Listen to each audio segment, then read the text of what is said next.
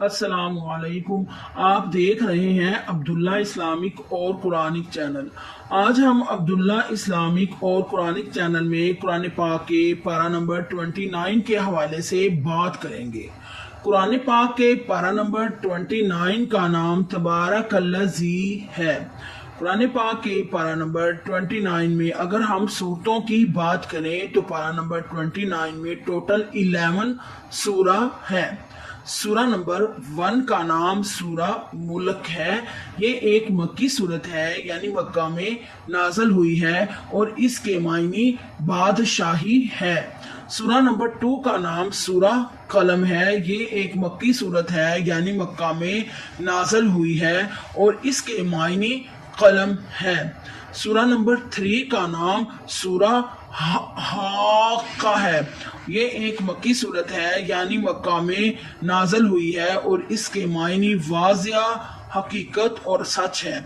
سورہ نمبر 4 کا نام سورہ معارج ہے۔ معارج ایک مکی صورت ہے، یعنی مکہ میں نازل ہوئی ہے اور اس کے معنی بلندیاں اور عروج ہے۔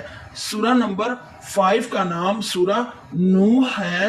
یہ ایک مکی صورت ہے، یعنی مکہ میں نازل ہوئی ہے اور اس کے معنی یہ ایک پیغمبر کا نام ہے۔ سورہ نمبر 6 کا نام سورہ جن ہے۔ یہ ایک مکی صورت ہے، یعنی مکہ میں نازل ہوئی ہے اور اس کے معنی جن یعنی آگ سے پیدا کردہ مخلوق ہے۔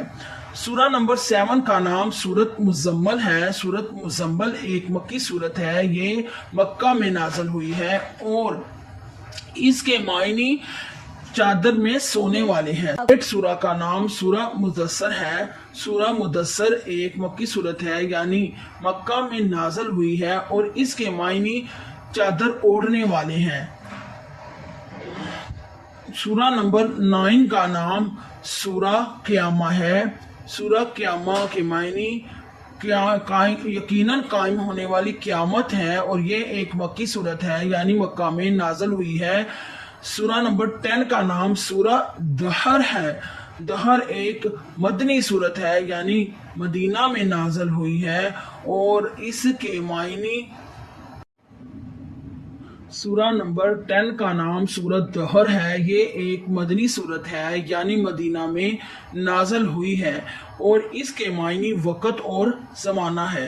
سورہ نمبر 11 کا نام سورہ مرسلات ہے۔ یہ ایک مکی صورت ہے، یعنی مکہ میں نازل ہوئی ہے اور اس کے معنی بھیجی ہوئی ہوائیں ہیں۔ اگر ہم قرآن پاک کے پارہ نمبر 29 میں رکوعوں کی بات کریں تو پارہ نمبر 29 میں ٹوٹل 22 رکوع آتے ہیں۔ پارہ نمبر 29 میں کوئی سجدہ نہیں آتا۔